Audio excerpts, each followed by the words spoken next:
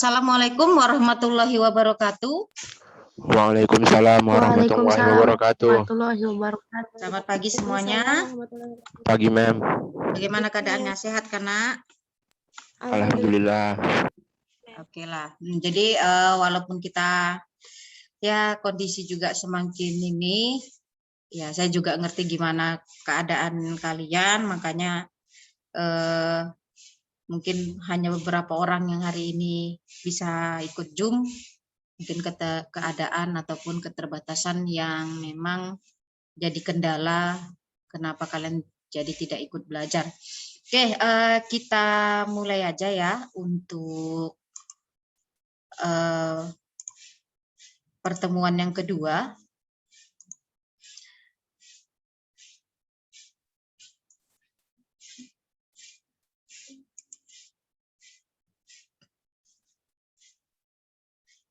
Oke, jadi di pertemuan yang kedua ini kita akan melanjutkan dari yang ide peluang minggu lalu.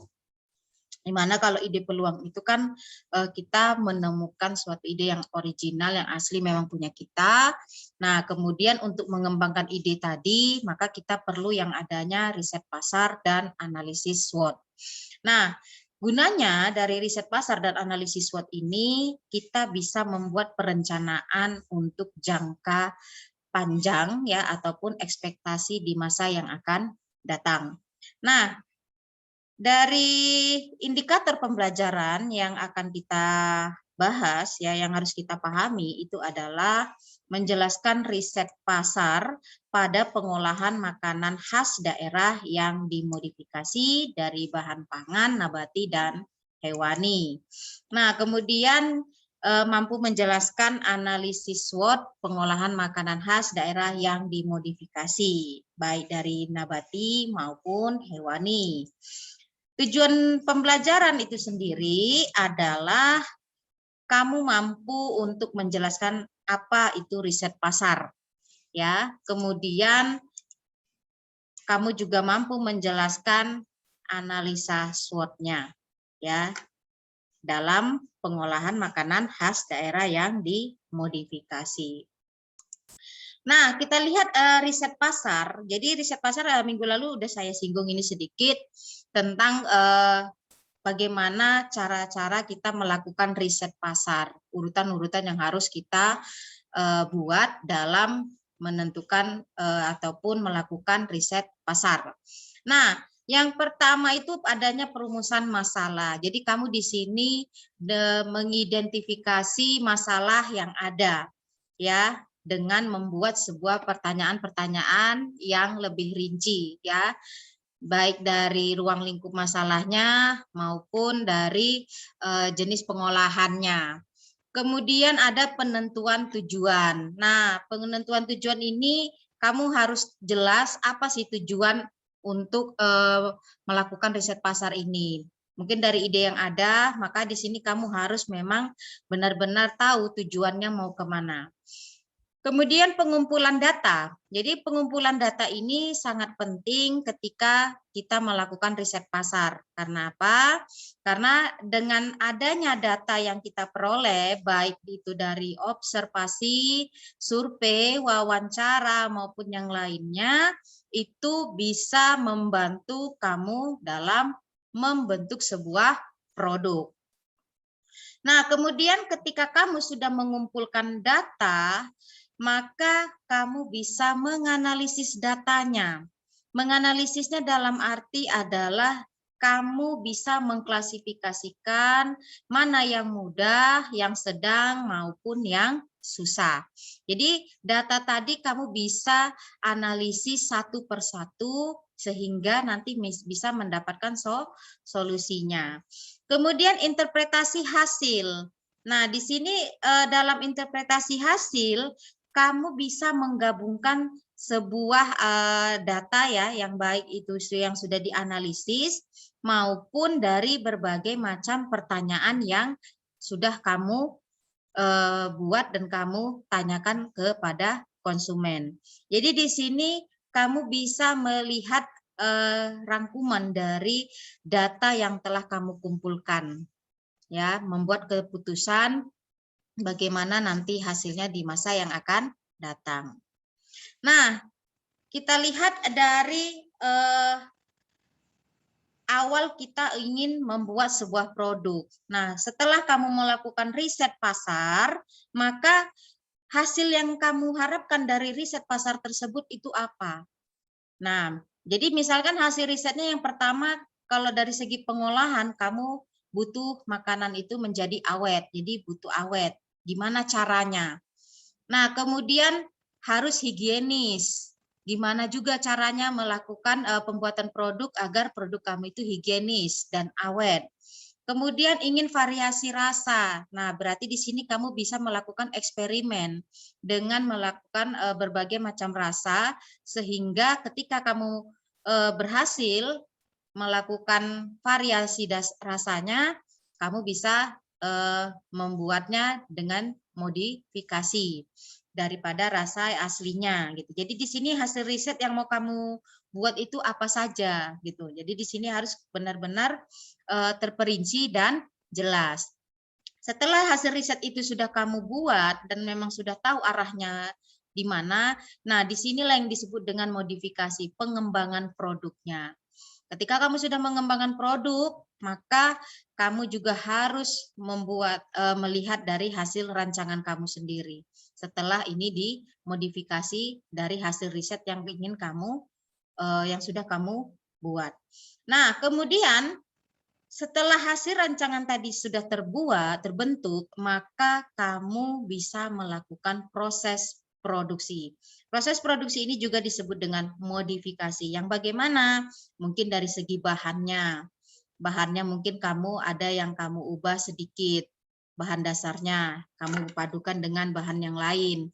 Kemudian dari segi peralatan dan cara kerja. Mungkin yang biasanya dengan cara tradisional, kamu sudah bisa menggunakannya dengan cara mesin ataupun yang lainnya. Nah, sehingga ketika proses produksi ini bisa dapat berjalan dengan baik, maka terciptalah sebuah produk. Nah, dari sebuah produk ini, maka kamu sudah harus memikirkan bagaimana distribusi dan pemasarannya. Ini juga disebut dengan modifikasi dari segi distribusi dan pemasarannya. Apakah dia menjualnya dengan cara tradisional, langsung, atau kamu bisa dengan cara konsinyasi, atau kamu bisa dengan melalui distribusi dan lain sebagainya, karena distribusi juga yang ada itu ada distribusi langsung maupun tidak langsung. Nah, jadi kamu harus buat strategi pemasaran bagaimana produk kamu itu bisa laku di pasar. Nah, kemudian setelah kamu jual di pasar dan kamu sudah ketahui hasilnya, maka perlu diadakan evaluasi. Evaluasi ini gunanya untuk apa? Nah, ketika kamu sudah menjual produk dan hasilnya mungkin tidak sesuai dengan target kamu, maka evaluasinya bagaimana? Apa yang salah dengan produk? Bagaimana kekurangan produk kamu? Atau dari segi pemasarannya dan lain sebagainya. Itu semua harus dievaluasi agar ketika masalah yang terjadi, kendala yang terjadi, itu bisa kamu lakukan ulang lagi menjadi melakukan riset pasar kembali. Bagaimana tentang selera konsumen. Nah, kita lihat analisis SWOT. Analisis SWOT ya itu merupakan analisa terhadap lingkungan internal maupun eksternalnya. Jadi kalau dari internal ini biasanya adanya kekuatan maupun kelemahan dari produk yang kamu miliki. Kamu harus tahu kekuatan dan kelemahan produk yang kamu tahu, yang kamu buat itu apa. Nah, kemudian untuk analisa eksternalnya itu biasanya karena adanya peluang dan ancaman. Ya, jadi analisis SWOT itu yang internal kekuatan dan kelemahan, sedangkan yang eksternal itu ada peluang dan ancaman. Nah, kadang peluang ini justru bisa menjadi ancaman. Kadang ancaman bisa jadi peluang. Jadi kamu harus bisa menempatkan posisi apabila menjadi peluang ya, maka kamu harus benar-benar memanfaatkan peluang yang ada. Walaupun ancaman yang ada juga sangat besar. Begitu juga ketika kamu lihat itu sebuah ancaman, maka bagaimana caranya untuk menjadikan ancaman itu sebuah peluang dengan melihat pesaing-pesaing yang ada di sekitarmu. Nah, jadi analisis SWOT ini harus memang benar-benar ada ketika kamu ingin membuat sebuah produk. Nah, kita lihat misalkan analisis SWOT itu dari segi kekuatan. Ya, maka di sini kekuatan yang memang harus kamu miliki, ya kita ambil misalkan satu jenis produk dalam pengolahan makanan khas daerah yang dimodifikasi. Contohnya misalkan rendang. Sekarang rendang itu bisa diekspor ke luar negeri. Karena apa? Sudah bisa awet, kemudian higienis, kemudian cara pengemasannya juga sudah menarik, sehingga memang banyak diminati oleh masyarakat maupun kalangan dalam negeri maupun luar negeri. Nah, misalkannya kekuatannya itu, misalnya yang pertama memiliki harga yang terjangkau. Nah, dengan harga yang terjangkau, kamu setelah melakukan riset pasar, ternyata harga barang X itu misalkan 5.000, maka kamu ketika membuat barang yang jenisnya sama dengan modifikasi produk kamu juga bisa membuat dengan harga yang mungkin di bawahnya atau di atasnya sedikit, sehingga kamu bisa memang membuat suatu produk itu layak untuk dikonsumsi dan dijual di pasaran. Nah, kemudian komposisi bahan yang aman bagi kesehatan karena menggunakan pewarna makanan dari lingkungan kandungan buah ataupun sayuran. Nah, di sini juga sangat penting. Kenapa? Ketika kamu menggunakan pewarna yang aman dan harga mungkin agak relatif mahal, orang juga pasti akan lebih memilih yang produk sehat daripada yang belum terjamin kondisi kesehatannya, kandungan dari makanan tersebut. Kemudian tanpa bahan pewarna buatan, karena banyak sekarang orang menggunakan pewarna buatan, bahkan bahan-bahan kimia dibuat orang untuk menjadi pewarna agar lebih menarik. Kemudian tanpa bahan pengawet, ini lagi banyak yang digunakan produk-produk pasaran menggunakan bahan pengawet. Jadi di sini ini kelebihan yang harus kamu miliki ketika kamu mengolah sebuah produk makanan. Bagaimana caranya agar kamu punya kekuatan sendiri sehingga konsumen bertahan walaupun harganya mungkin agak lebih mahal, tapi produk kamu memang jamin produk sehat. Nah, kemudian kekurangannya ya mungkin karena dari segi kurangnya modal atau sulitnya mendapat pasar tempat daerah kamu, bagaimana menguasai pasarnya gitu. Jadi dari segi pemasaran juga butuh strategi agar kamu tidak mengalami kesulitan ataupun kelemahan diri kamu sendiri. Nah, kemudian ada peluang, opportunity. Nah, peluang yang besar. Berarti kalau ketika kamu membuat suatu usaha, kamu sudah melihat peluang yang besar dan ini bisa, maka kamu harus kerjakan secara berkelanjutan, tidak seperti semangat-semangat ini ya, semangat-semangat yang nggak tentu gitu. Jadi ketika memang kamu putuskan untuk buat produk, maka itu harus memang benar-benar kamu tekuni. Kemudian kompetitor usaha sejenis masih sedikit, bahkan tidak ada di sekitar daerah kamu gitu misalnya. Jadi di sini kompetitor usaha ya yang sejenis itu banyak misalnya. Maka kamu di sini harus memang benar-benar mampu bersaing di daerah kamu gitu. Walaupun banyak yang menjual produk yang sama, tapi kamu mampu bersaing dengan kelebihan produk kamu sendiri. Kemudian jumlah permintaan pasar yang besar akan varian baru. Contoh misalnya undi-undi tadi gitu, ataupun rendang. Ini juga varian barunya juga harus memang benar-benar diterapkan. Nah, kemudian ada ancaman. Jadi ketika ancaman, apa yang menjadi ancaman dari usaha kamu? Misalkan kreativitasnya. Kreativitas dari produk yang kamu punya itu masih mungkin biasa-biasa saja, sehingga ketika ada produk yang sama dengan variasi yang baru, maka otomatis orang akan mencari yang baru dan unik. Kemudian persaingan yang kuat dengan kompetitor makanan lain itu biasanya banyak. Jadi di sini kamu memang harus benar-benar menguasai kondisi pasar dan pesaing-pesaing yang ada di sekitar kamu, agar ancaman-ancaman yang ada itu bisa kamu lewati, bahkan bisa menjadi peluang untuk usaha kamu. Nah, kita lihat misalkan seperti ini. Kalau kita buat rendang misalnya kan dari masakan khas daerah. Nah, misalnya kenapa rendang misalnya? Karena memang rendang itu secara keseluruhan banyak digemari oleh masyarakat. Nah, di sini kekuatannya kamu bisa membuat rendang itu spesial rasanya, kemudian kamu bisa punya misalnya level pedas misalnya. Level pedasnya sesuai dengan selera makanan masyarakat gitu. Ada yang suka level 1, 2, bahkan sampai yang level 30-an gitu. Kamu bisa menciptakan itu. Kemudian harganya juga kamu mampu bersaing dengan yang lain. Nah, pembuatannya juga bahan-bahannya di pasaran juga itu banyak beredar. Jadi intinya ketika kita buat produk, carilah memang yang mudah mencari bahan bakunya.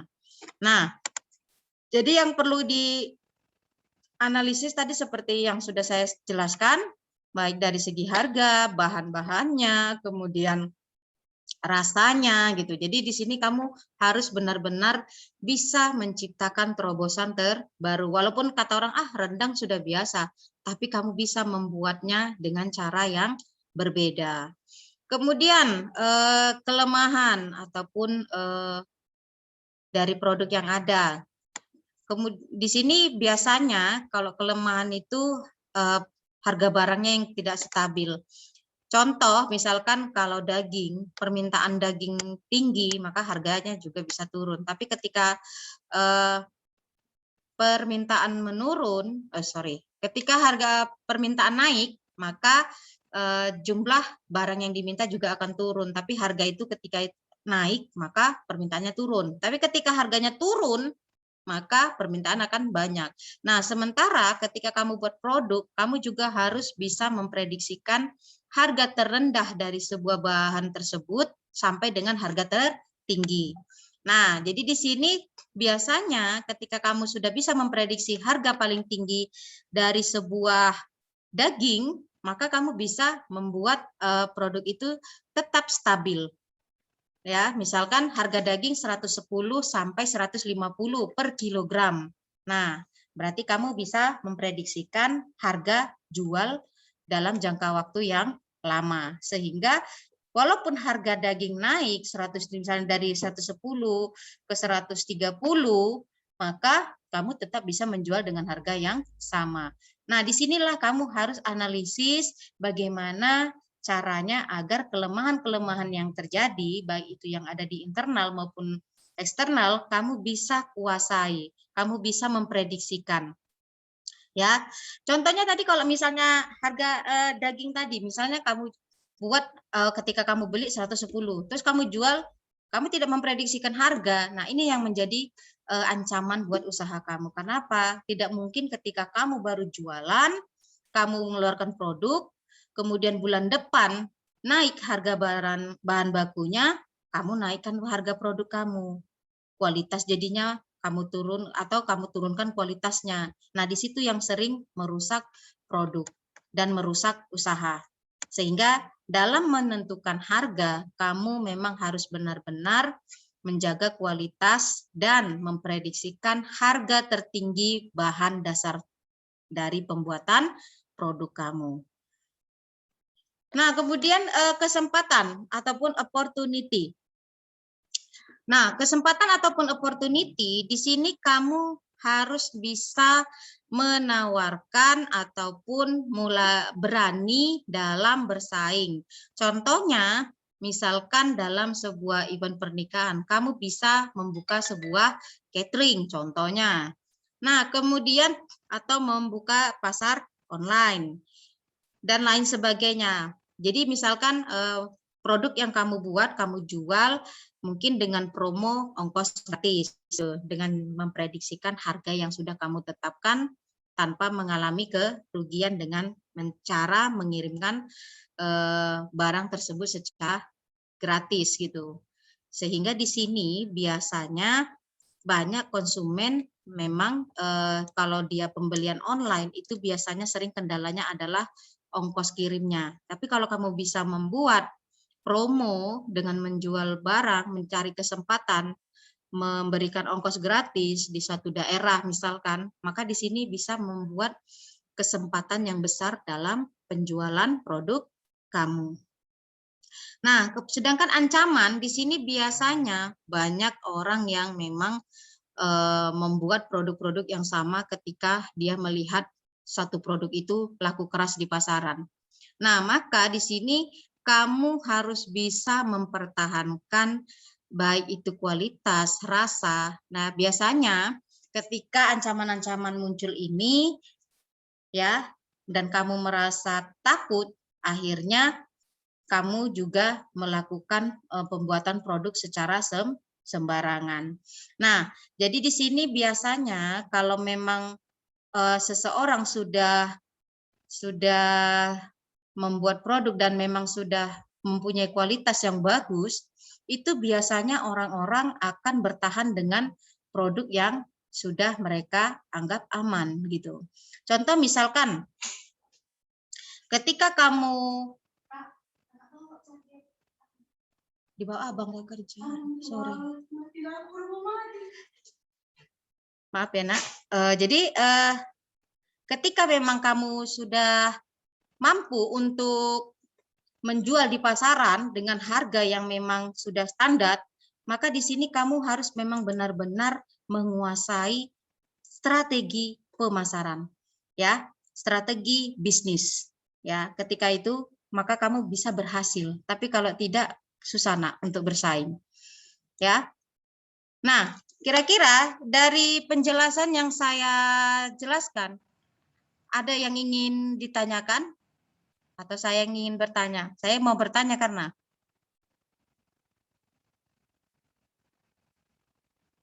ada yang mau ditanyakan sebelum saya yang bertanya?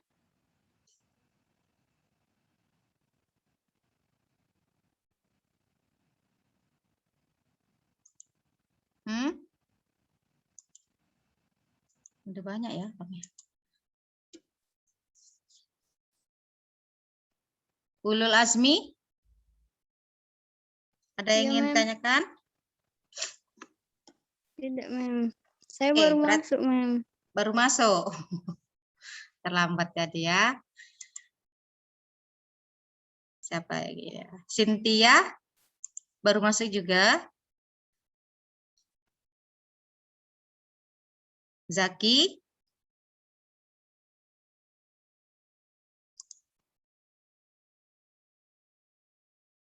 Ada yang ingin ditanyakan?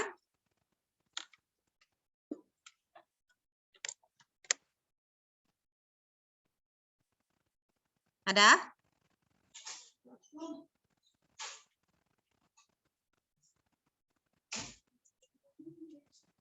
Pas?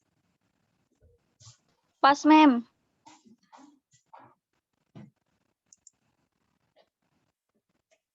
Oke, kalau gitu saya yang bertanya ya.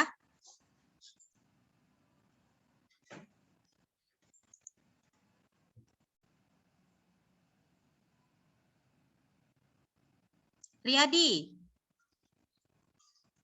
Ada? Riyadi.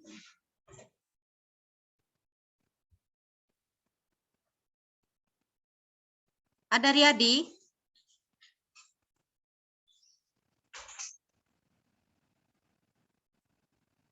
Atau Nadra? Ada? Kenapa ini nggak ada yang jawab satupun?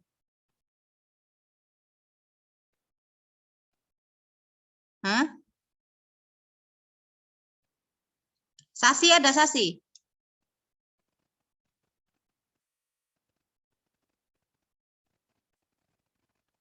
Tolong aktifkan dulu kameranya semuanya.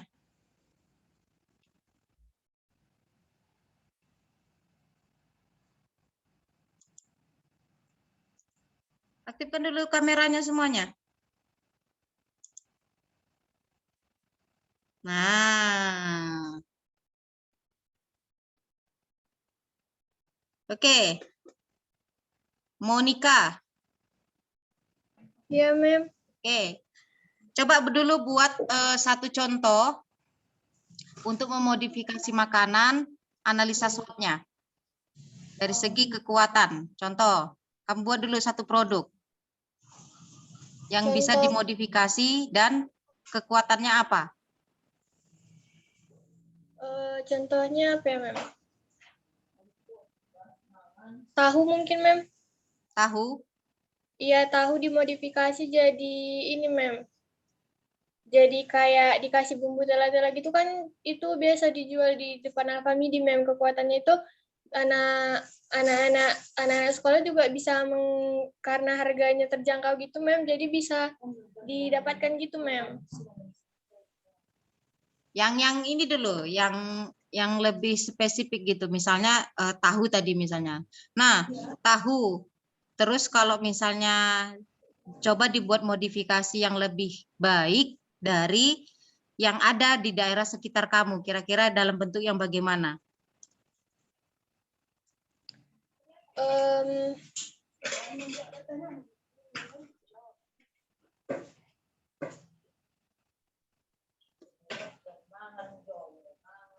Kalau misalnya ini, Mem, kulit apa ya, Mem? Tunggu, Mem, saya dapat, cuman susah bilangnya gitu, Mem. Oke. Contohnya itu misalnya ini aja ya, Mem, kue bawang.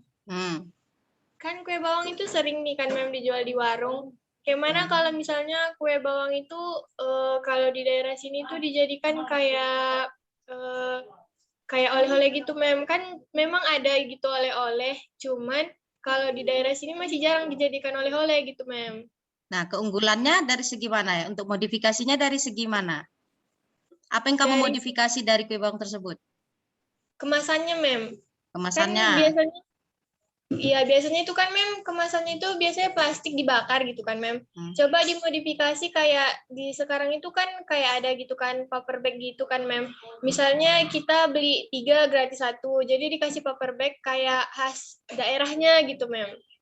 Dari segi rasa modifikasinya? Ada, Mem, segi rasa. Misalnya dikasih rasa buah gitu kan, Mem. Kan memang agak aneh, tapi kan kita bisa aja gitu kan, Mem, buat rasa gitu kan, Mem. Apa misalnya di daerah saya itu lagi banyak salak.